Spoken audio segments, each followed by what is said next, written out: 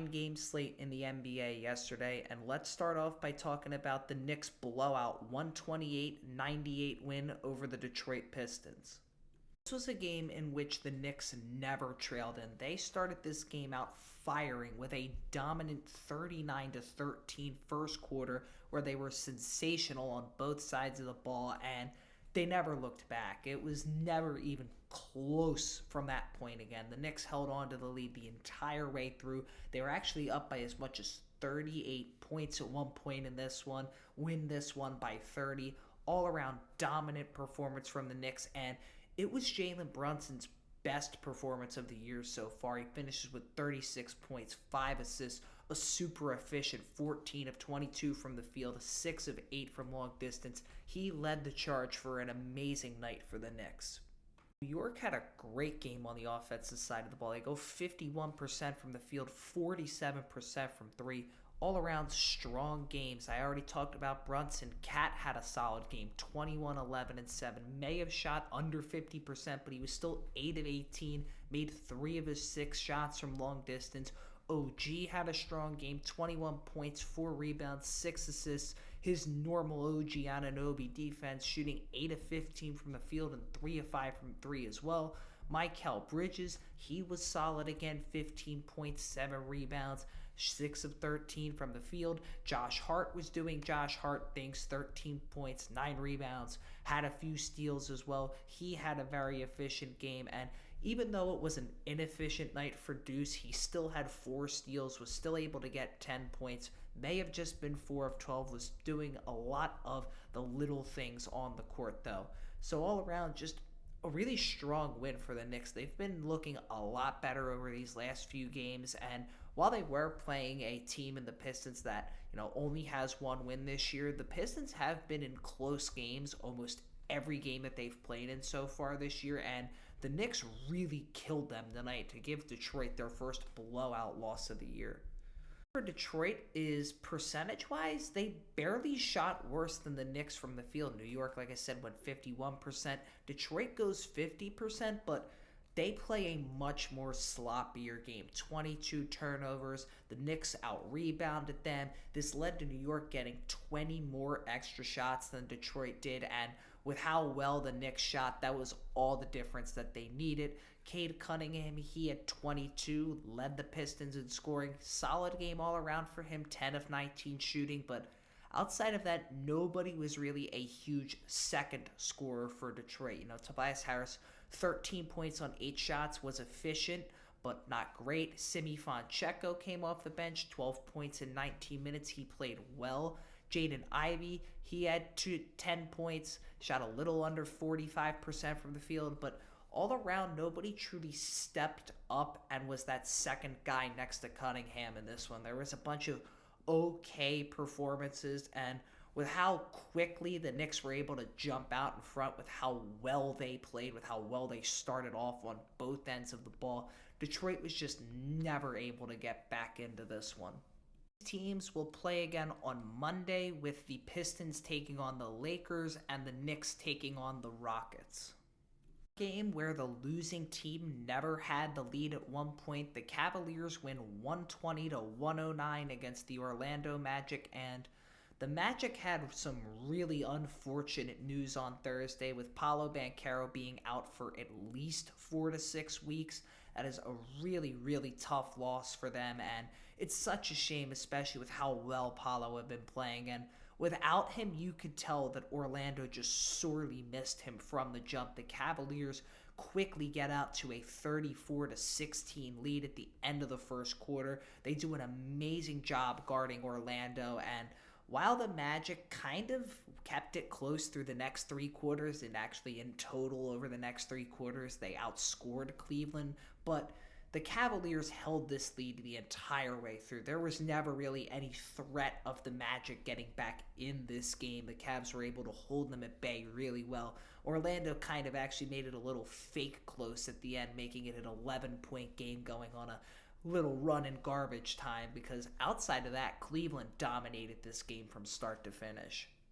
Now 6-0, and they've been looking magnificent so far this season. They've just been so good on both sides of the ball. Their guards have been looking good. Their big men have been looking good. I mean, let's start off with Darius Garland. He's looking like he's having a bounce back year. He finishes this game with 25 points on 50% shooting, made 3 of his 9 threes. Evan Mobley, he's looked amazing on the defensive side of the ball. He had another double-double tonight with 14 and 12. He shoots 6 of 11 from the field.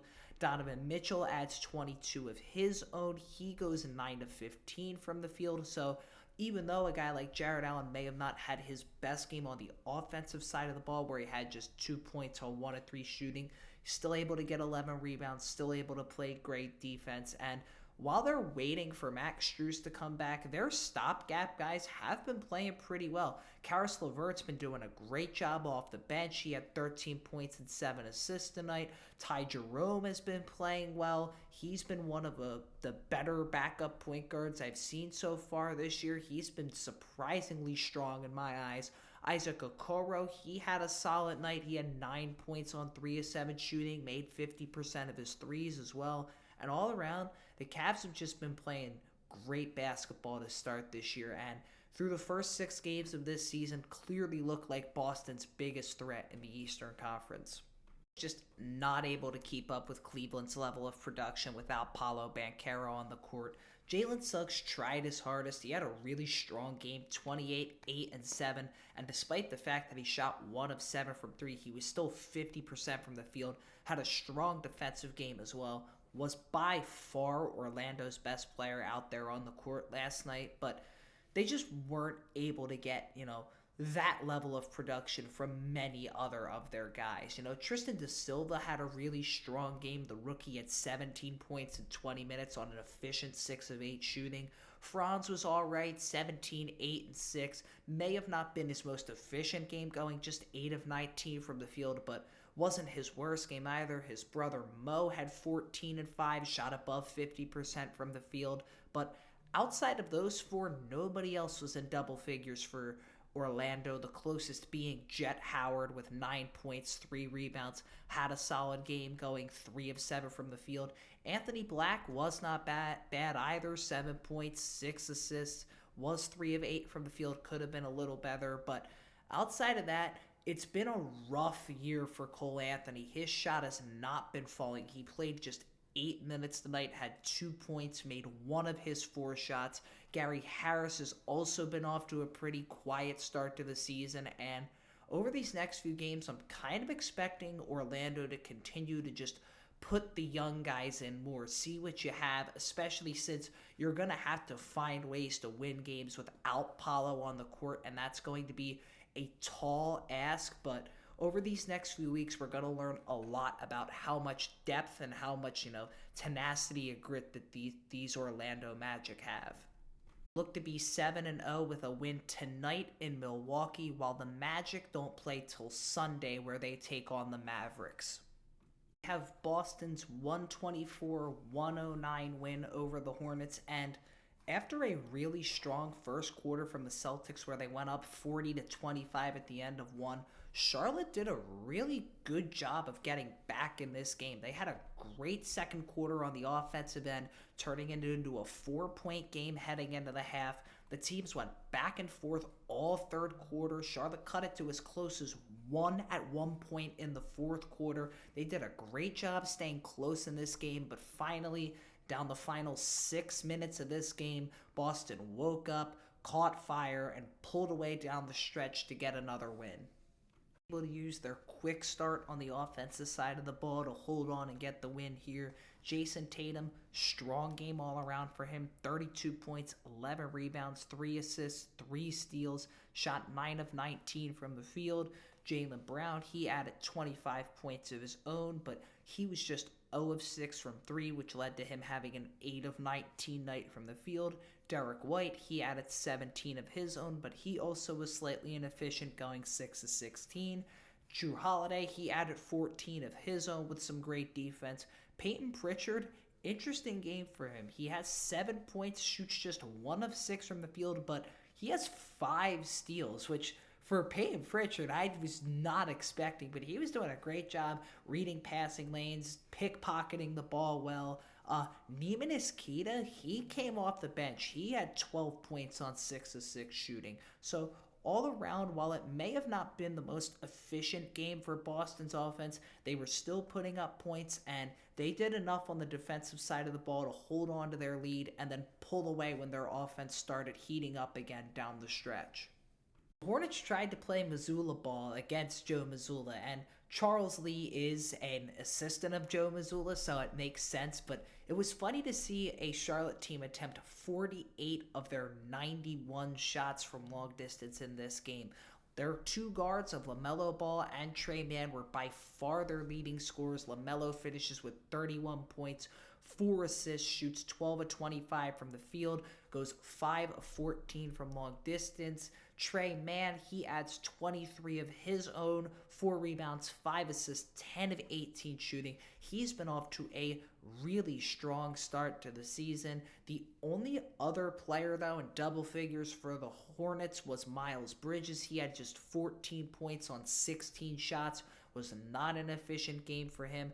Outside of that, no real great performance outside of the rookie Tijan Saloon. I'm pretty sure I butchered that name, and I'm really sorry. He had 9 points, 6 rebounds. He shot 3 of 5 from 3. That was what Charlotte picked him to do, to become a shooter. He did look pretty well from outside.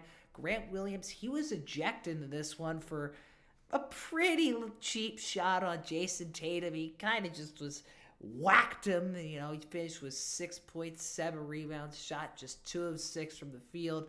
Seth Curry added 8 of his own. Cody Martin added 7 of his own. All around, Charlotte was just not able to do enough to get a win against Boston. Their defense had its moments. They did fight hard, and staying in a game with Boston until there was like 6-7 minutes left is pretty impressive, but they just were not able to finish the deal. A chance at revenge tonight, as these two teams are going to play again in the second half of this baseball series. We've got the Lakers 135-125 win over the Toronto Raptors.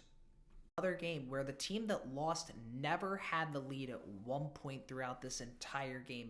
This was due to the Lakers jumping out to a massive 43-19 start in the first quarter of this one. They take a 25-point lead into the half. The Lakers completely dominating the first half on both sides of the ball, but Toronto does a great job in the second half to get back into this game. A team that fights hard all season long so far, despite how shorthanded they have been.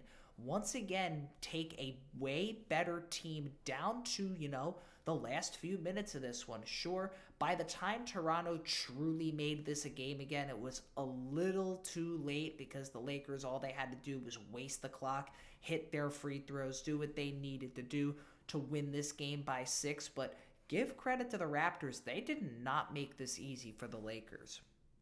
In this win, were led by their star duo of LeBron James and Anthony Davis. AD has a wonderful night once again. He's been one of the best players in the entire league to start the season off. He has 38 points, 11 rebounds, goes 14 of 20 from the field. He completely dominated down low in this one.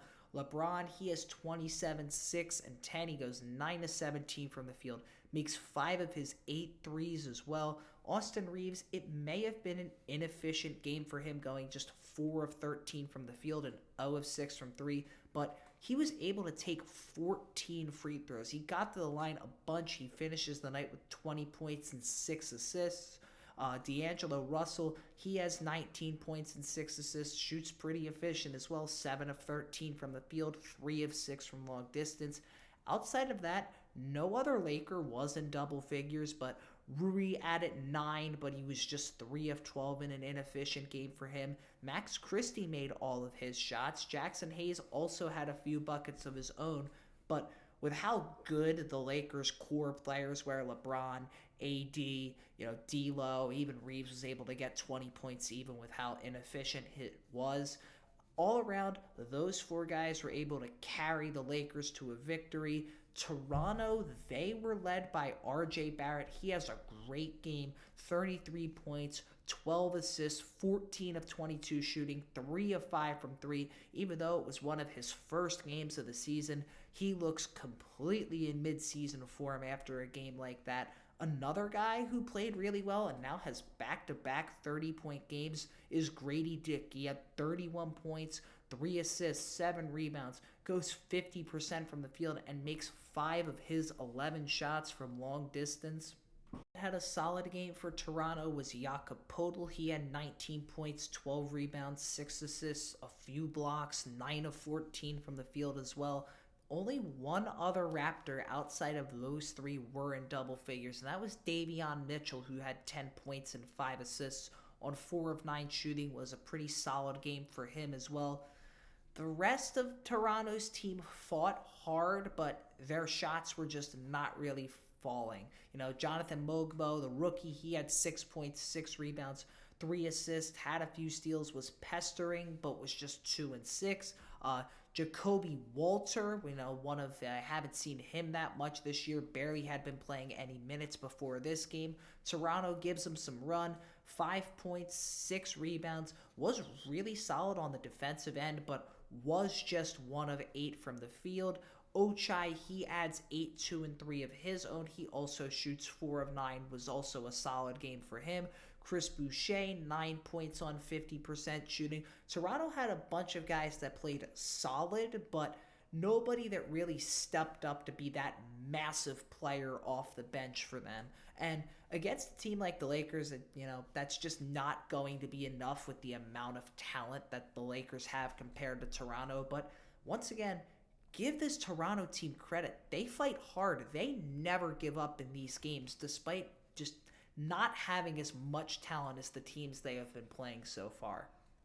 Toronto will play again tonight against Sacramento, while the Lakers won't play again until Monday, where they take on the Pistons. We have the Nets 120-112 win over the Bulls, and Brooklyn came out and had a great start to this one. They were up by as much as 17 with about 5 minutes left in the first half. We're doing a great job on the offensive side of the ball. The Bulls did end the half off strong and took that into the third quarter as well. They went from down by as much as 17 to being able to take the lead heading into the fourth quarter.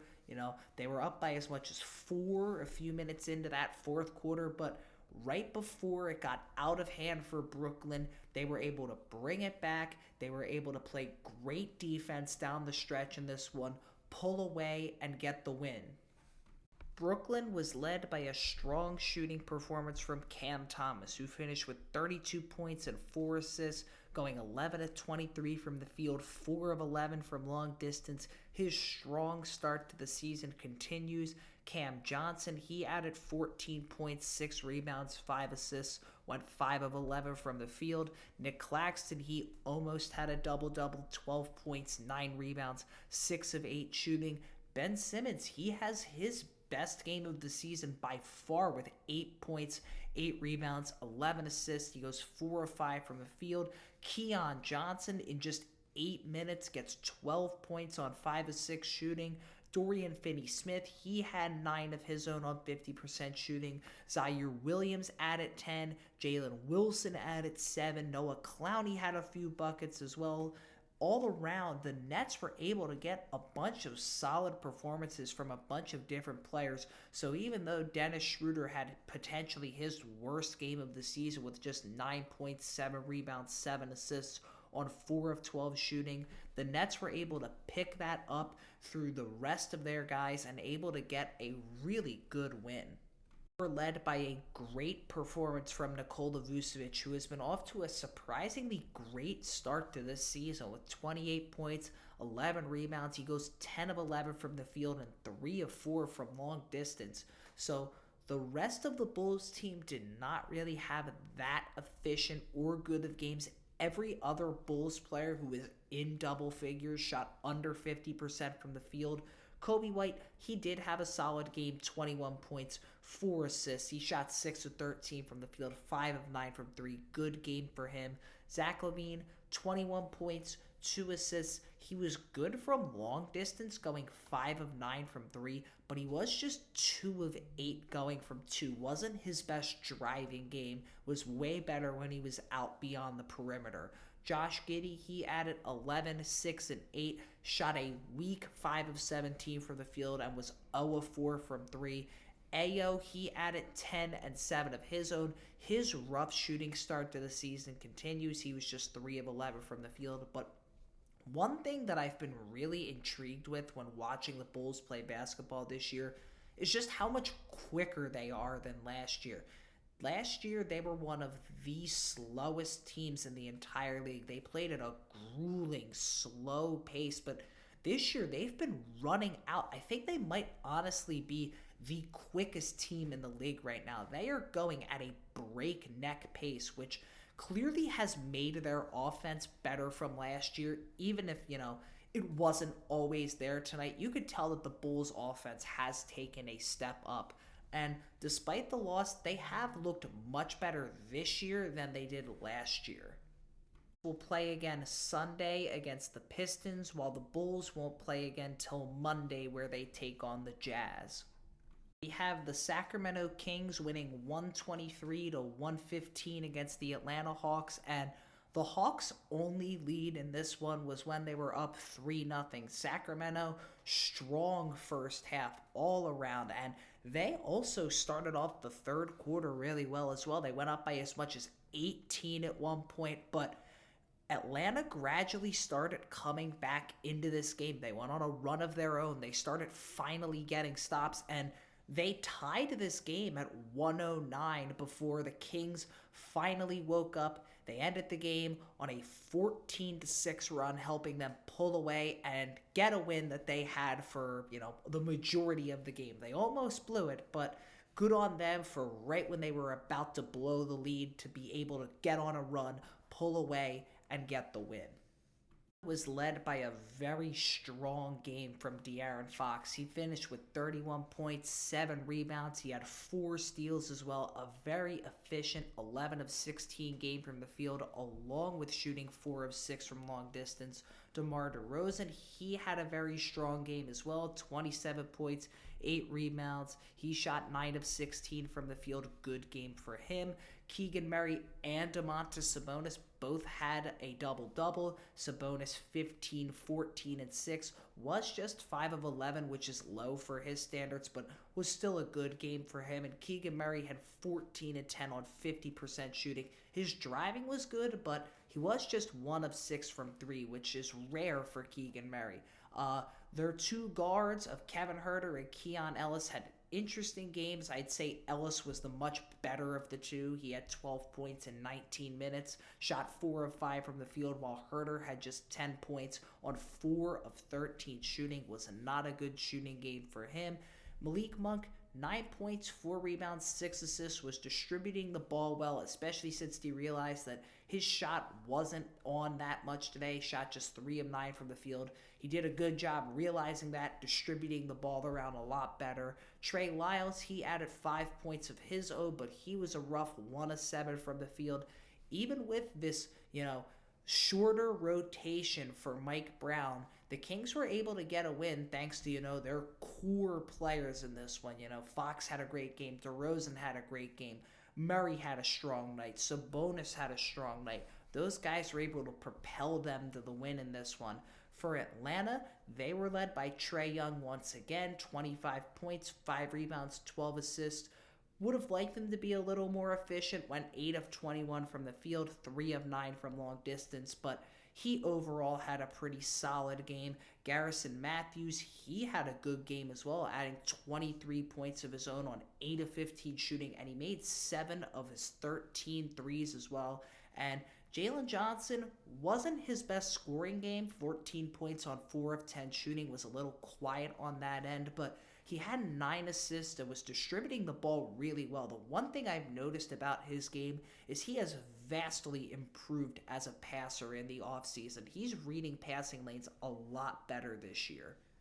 Who had a solid game was undrafted rookie Keaton Wallace. He had 14 points, 3 rebounds, 3 assists on 5 of 9 shooting and 4 of 8 from 3 off the bench. Atlanta as a team was better than the Kings were from long distance. Atlanta made 19 of their 50 shots from long distance, Sacramento going 11 of 33.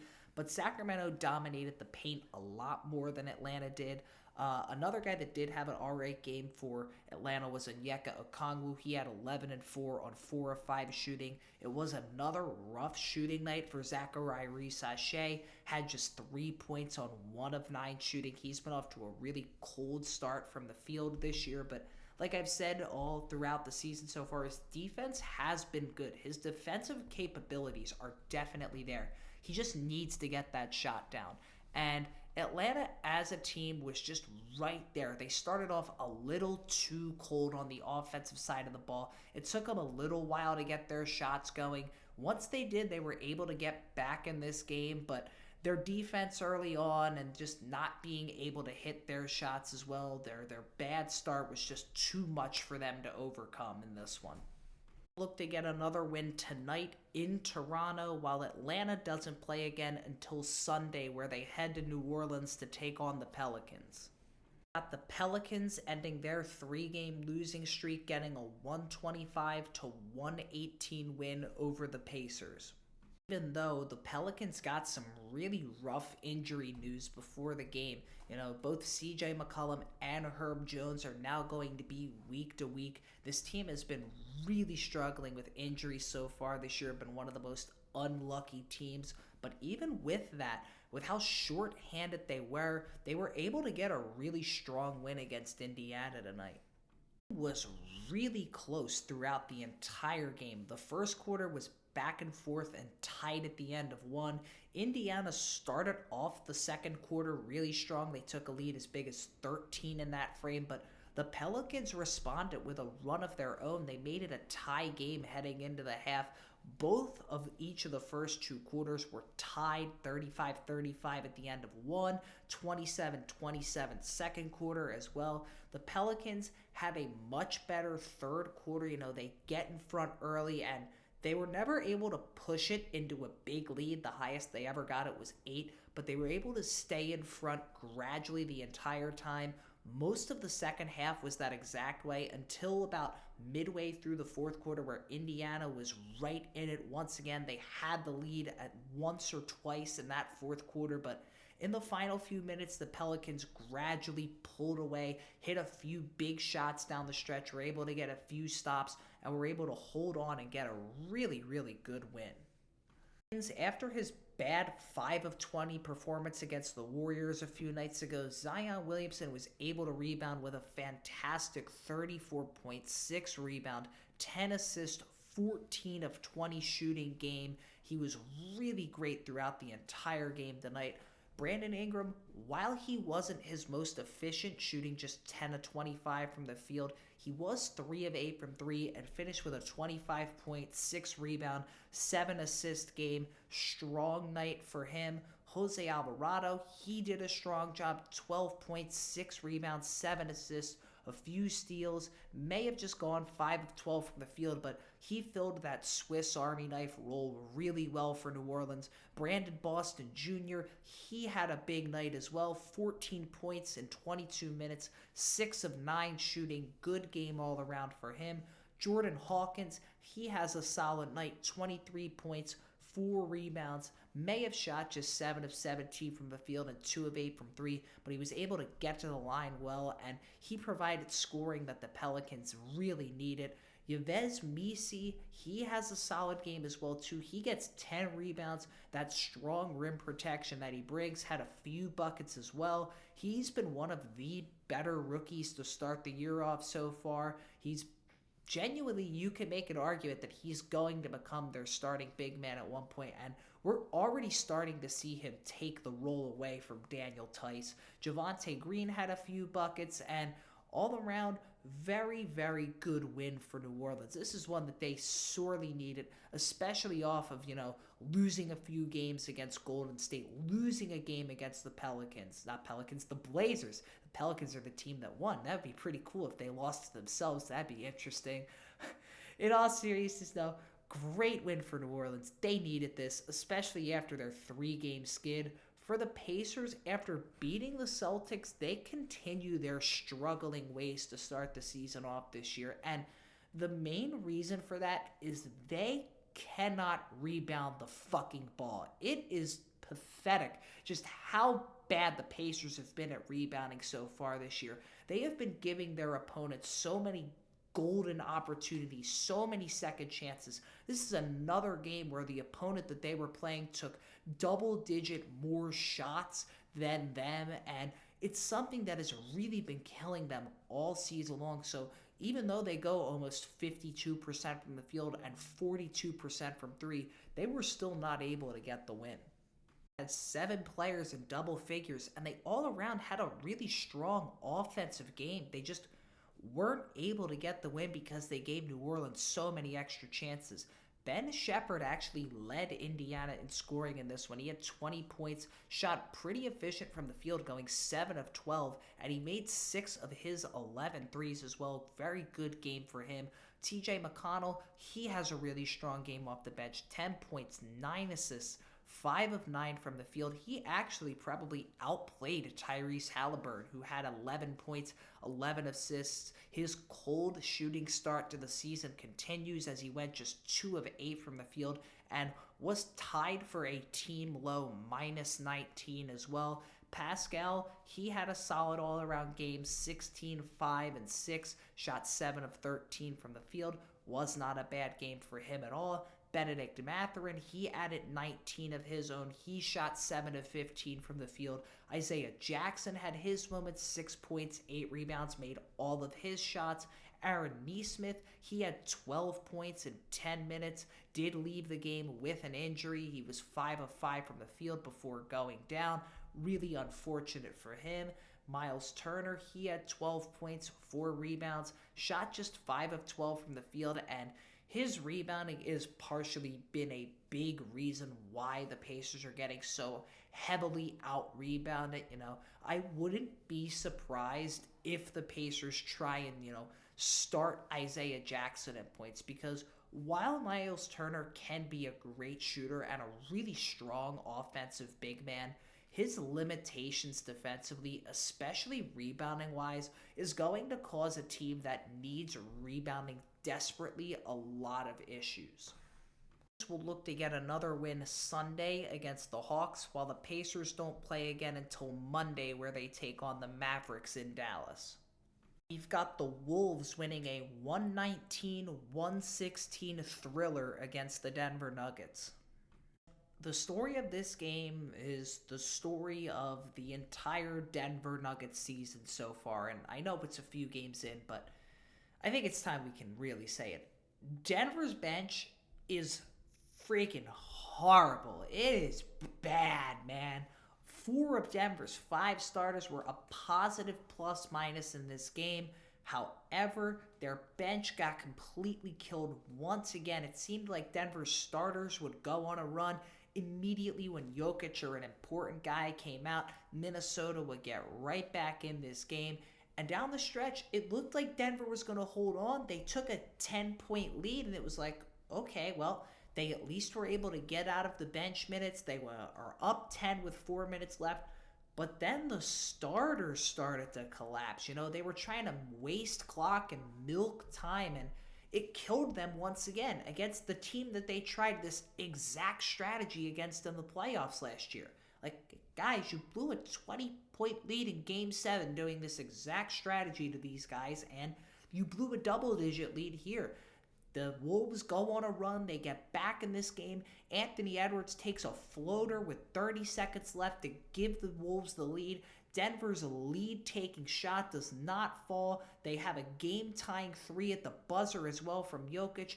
That doesn't fall, and the Wolves are able to escape with a 3-point win in this one. Wolves were led by Anthony Edwards, who had a really strong game with 29 points, 4 rebounds, 4 assists, 11 of 23 from the field, 7 of 14 from long distance. He continues to fire from downtown, and he seems to be liking from firing it from long distance, as he eloquently put it in his post-game interview. Rudy Gobert, he had probably his best or second best game of the season. He had a strong night, 17 and 14, 3 assists as well, 7 of 10 from the field, had his strong defensive moments throughout the game. Julius Randle, he had 23, 6 and 7. He shot 8 of 13 from the field. He's been really strong, surprisingly, as a member of the Wolves. I thought it would take him a little longer for him to figure out his place in this Minnesota team, but he's been adapting pretty well so far. Naz Reid had 16 points in 23 minutes on 7 of 10 shooting. Nickeil Alexander-Walker and Dante DiVincenzo both had pretty inefficient games, and this was another inefficient game for DiVincenzo, who finishes with 7, 8, and 6. Does a good amount of all-around things, but has not been shooting well to start the year, while Alexander-Walker had 8, 2, and 5, 2 of 6 shooting, did make 2 of his 4 threes, and he was really strong on the defensive end as well, getting 4 stocks, which helped lead to him being a by far team high plus 27 on the court. Jaden McDaniels, he was actually by far a team low in plus minus. He was a negative 29 out there, 10 points on 4 of 7 shooting. Wasn't a bad game by any stretch of the imagination for him. He wasn't terrible, didn't kill the Wolves at all. He just, had the misfortune of being out there every time Denver went on a big run. And speaking of Denver, to the surprise of, I think, maybe nobody, they were led, by Nikola Jokic, who had an all-around great game again, 26, 9, and 13, 50% from the field. He has been spectacular all season long, but he actually did not lead Denver in scoring last night. That went to Aaron Gordon, who has been off to a really good start to this season. He had 31 and 11, shot 11 of 18 from the field. He made 5 of his 7 threes as well. Had a great night from long distance. Was a big reason why Denver was still in this game. Michael Porter Jr., he added 26 of his own. He shot 11 of 18 from the field, made 3 of his 7 threes as well. Christian Braun's been off to a good start this year. He had 14 points, 7 rebounds, shot 5 of 11 from the field. But outside of that, those were the only 4 Nuggets in double figures. It was a quiet game for Jamal Murray. 6 points, 3 assists in just 22 minutes, was 2 of 7 from the field. Not a good performance for him all around. He also did not play in the fourth quarter of this one, and this was due to him suffering concussion-like symptoms. It looks like that he is concussed, and without him, this is going to be something that I have been worried about for Denver. Their bench is already not good. They had another inefficient game, and they killed Denver all night long. Now you're going to have to put one of those guys in the starting lineup, so not only could that potentially mess with the starting lineup's chemistry, but what is going to happen on the bench now as well, because you're already making a team that has very minimal depth have even less depth now, and this is something that is going to be a must-watch for Denver throughout the entire year. Will they be able to win these games without their star players on the court, and will they be able to, figure it out from their bench right now? Because the way it's looking at it, their bench is genuinely going to lose them so many of their games, because it's one of the worst in the league, and when Nikola Jokic is off the court, they are a genuinely bad basketball team. Teams will play again tonight, with Minnesota heading to San Antonio and Denver heading back home for a game against Utah.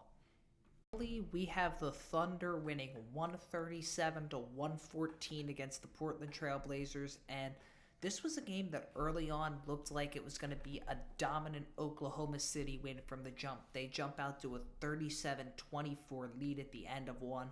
They look great on both sides of the ball, but in the second quarter, Portland's offense catches fire. They score 44 points on the frame. They make it a tie game heading into halftime. Give credit to the Blazers. They put up a good amount of fight, especially first half-wise. They could have just laid down and died right away, but instead they come back, make it a game.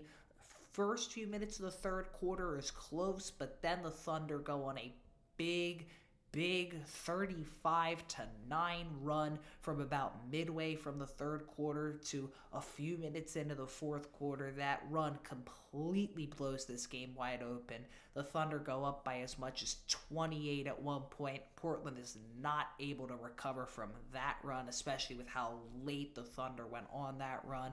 Great win for the Thunder. They dominate in multiple different stretches. Even though they let Portland get back into it, they were able to immediately basically go on another big run to pull away and get the blowout win anyway. All-around, well-rounded effort for the Oklahoma City Thunder in this one. They have an efficient game on the offensive side of the ball, going almost 54% from the field, almost 39% from three as well. And they were led by Shai Gilgeous-Alexander, who has 37-6 on an efficient 12 of 18 night, despite just going 1 of 6 from three. He was spectacular when driving to the cup and hitting his twos in this game. J-Dub, he has another strong all-around game, 22 points, 5 rebounds, 4 assists, 4 steals, efficient 8 of 12 night from the field. He got 4 of 6 from long distance as well. Aaron Wiggins came off the bench and gave 13 points and 8 rebounds on 50% shooting. Kassan Wallace had 13 points and 3 assists on 5 of 7 shooting. Lou Dort had a strong all-around game despite shooting just 3 of 9 from the field. He had 8 points, 5 rebounds, 2 assists, 4 steals, 2 blocks. Great defensive game for him.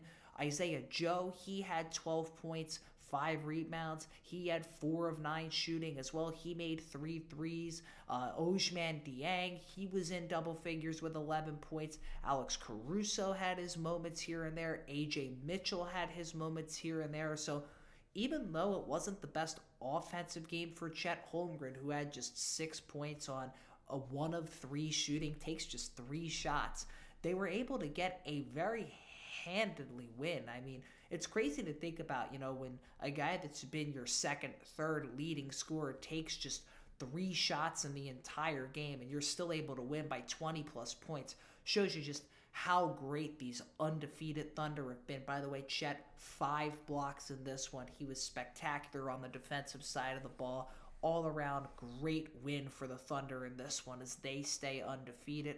For the Blazers, they didn't have a single player score over 20 points. It was more of a, team effort on the offensive side of the ball as well for them. They had 6 players in double figures, but they had nobody really reach those Shai or J-Dub levels in this one. And they did have a pretty efficient game from the field, going 47% and then 43% from 3 as well, but they let the Thunder get a few too many extra chances, and this was due to their 19 turnovers in this one. A pretty sloppy game for the Blazers all around, and they also missed 10 free throws as well, going just 67% from the line. Portland's leading scorer, it was Jeremy Grant. He had 17 points, was 5 of 11 from the field, 3 of 7 from 3. Jeremy Grant took 11 shots, which is actually a team high, which is kind of crazy thinking about it like that. 11 shots as your leading shot taker just shows how much all-around play the Blazers had in this one. DeAndre Ayton, 14-5. He shot 7 of 11 from the field. He's been a lot more efficient these last 2-3 games. Toonami Kamara had 13 points in 24 minutes, 4 of 7 from the field, 3 of 5 from 3. His defense is really good too, so when he's hitting his shots like that, he becomes such a valuable player because he's a really good defender, and I don't see a lot of people really talk about it enough. Anthony Simons, it was a really quiet game for him. 9 points, 6 assists, a rough 1 of 9 shooting game for him. Ryan Rupert, he did play well, 14 points in 22 minutes, 5 of 9 shooting, made 4 of his 7 threes as well. Danilo Banton, he had 11 points in 9 minutes, made all 3 of his shots. Scoot Henderson, you probably would have liked a better game out of him. 9 points, 3 rebounds, 5 assists, was a negative 25 plus minus wise, was 3 of 8 from the field, had a few turnovers as well. Wasn't his best game by any stretch of the words. Wasn't his worst game either. He could have played much worse. He was just to be completely honest. Denny Advia, he was in double figures, 11, 3, and 4. He shot 50% from the field. Chris Murray had a few buckets. All around, though, just not a game for Portland to remember. They stayed close in the first half, and that first half comeback was really impressive, especially against a way more talented Oklahoma City team. But not the Thunder, the Blazers just do not have the star power or anywhere near the talent to keep up with the Thunder, especially when Oklahoma City was shooting that well on the offensive side of the ball and creating that many turnovers. These teams play again tonight, with the Blazers heading to Phoenix for a game and the Thunder heading into LA to take on the Clippers. Includes the 9 games from the NBA yesterday. If you guys watched to the end of this, thank you. I really appreciate it. It means a lot to me. I hope you guys have a great rest of your day. God bless, and I will be back tomorrow recapping the 10 games that are going on tonight.